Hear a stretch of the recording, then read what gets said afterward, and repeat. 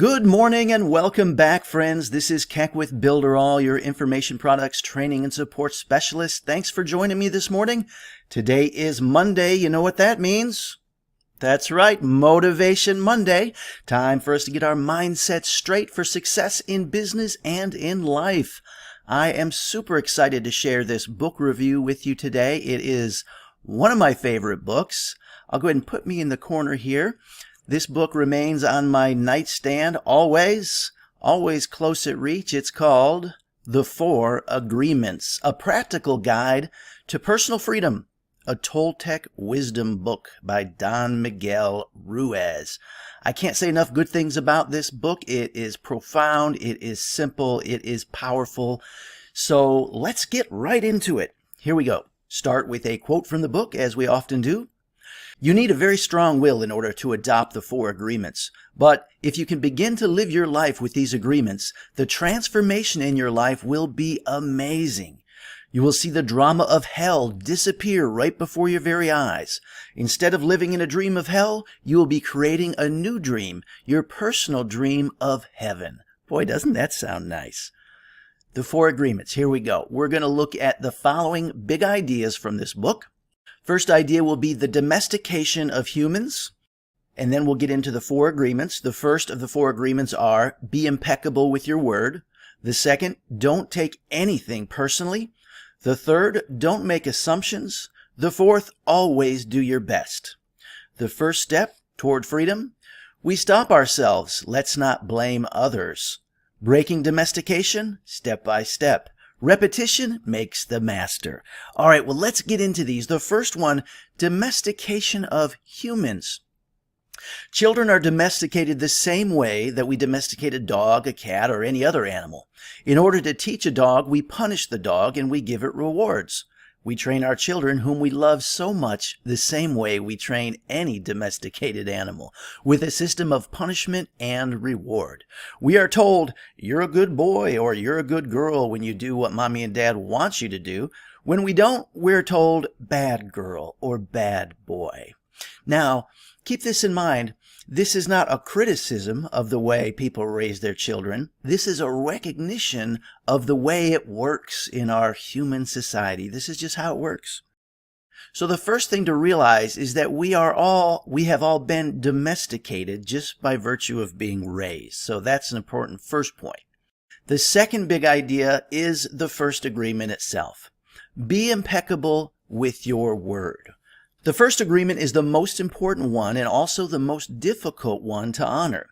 It is so important that with just this first agreement, you will be able to transcend to the level of existence I call heaven on earth. The first agreement is to be impeccable with your word. It sounds very simple, but it is very, very powerful. First, let's look at how Ruiz defines the word impeccability. Impeccability means without sin. Impeccable comes from the Latin peccatus, which means sin, and the im in impeccable means without. So impeccable means without sin. Religions talk about sin and sinners, but let's understand what it really means to sin. A sin in this context is anything that you do which goes against yourself. Everything you feel or believe or say that goes against yourself is a sin. You go against yourself when you judge or blame yourself for anything. Being without sin is exactly the opposite. Being impeccable is not going against yourself. When you are impeccable, you take responsibility for your actions, but you do not judge or blame yourself. So this is an important point. We think about this idea of without sin is to be perfect and holy and righteous, but really it just means to miss the mark, as in the mark that we're aiming at, what we're trying to accomplish in this life. When we miss that, that could be considered sin. So to be impeccable, to be without sin, is to stop sinning against ourselves. Okay, I love this. Okay, moving on to the second agreement. Don't take anything personally. Whatever happens around you, don't take it personally. If I see you on the street and say, hey, you are stupid, without knowing you, it's not about you, it's about me. If you take it personally, then perhaps you believe you are stupid. Maybe you think to yourself, how does he know? Is he clairvoyant, or can everybody see how stupid I am? Listen, nothing other people do is because of you. It's because of themselves. This is such an important point to grab hold of. People are living in their own dream. People aren't thinking about you. They're obsessed. They're self-obsessed. They're only thinking about themselves. When you might come up in their thought, it's just a tangential thought to what they have going on in their dream. So this is so important to grasp. Nothing other people do is because of you. It's because of themselves. So when somebody does something that just seems just totally wrong towards you, just realize it's not about you, it's about them. Okay, moving on to the third agreement, don't make assumptions. We have the tendency to make assumptions about everything. The problem with making assumptions is that we believe they are the truth. We could swear they are real. We make assumptions about what others are doing or thinking. We take it personally. Then we blame them and react by sending emotional poison with our word. That is why when we make assumptions, we're asking for problems. We make an assumption, we misunderstand, we take it personally, we end up creating a whole big drama for nothing. The way to keep yourself from making assumptions is to ask questions. Make sure the communication is clear. If you don't understand, ask.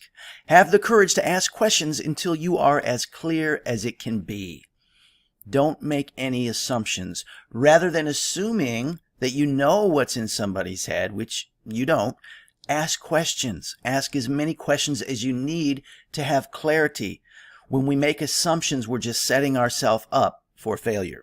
All right, the fourth agreement, always do your best. There's just one more agreement, but it's the one that allows the other three to become deeply ingrained habits. The fourth agreement is about the action of the first three. Always do your best. Ruiz continues, under any circumstance, always do your best. No more and no less. And keep in mind that your best is never going to be the same from one moment to the next. Everything is alive and changing all the time. So your best will sometimes be high quality and other times it will not be so good. So the idea here is to always do our best. If we always do our best, we're never going to be left with this longing feeling that we could have done more. And I like the point he makes that your best is going to change from moment to moment. If I've been up for 23 hours and I'm trying to get something done and doing my best, it's probably not going to be as high quality as if I'm fully refreshed and doing that same thing. But nonetheless, I do the best that I can for that moment. So this one is gold also. Always do your best. So the next idea, we leave the four agreements and get some more practical ideas on how to implement them. The first step towards freedom. The first step towards personal freedom is awareness. We need to be aware that we are not free in order to be free. We need to be aware of what the problem is in order to solve the problem. And Vernon Howard, author of The Power of Your Supermind, tells us, encourage yourself by remembering that any detection of negativity within you is a positive act, not a negative one. Awareness of your weakness and confusion makes you strong because conscious awareness is the bright light that destroys the darkness of negativity. Honest self-observation dissolves pain and pressure that formerly did their dreadful work in the darkness of unawareness. This is so important that I urge you to memorize and reflect upon the following summary. Detection of inner negativity is not a negative act, but a courageous, positive act that makes you a new person. So let's bring some awareness to our quest for personal freedom. Oh, this is so good. I love this.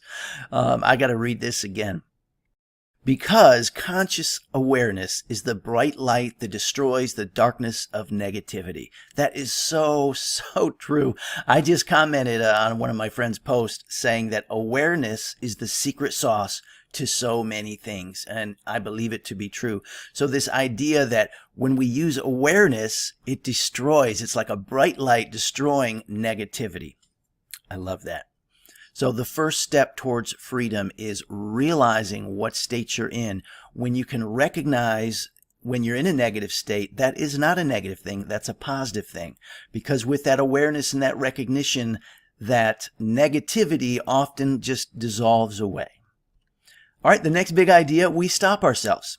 Who stops us from being free? We blame the government, we blame the weather, we blame our parents, we blame religion, we blame God.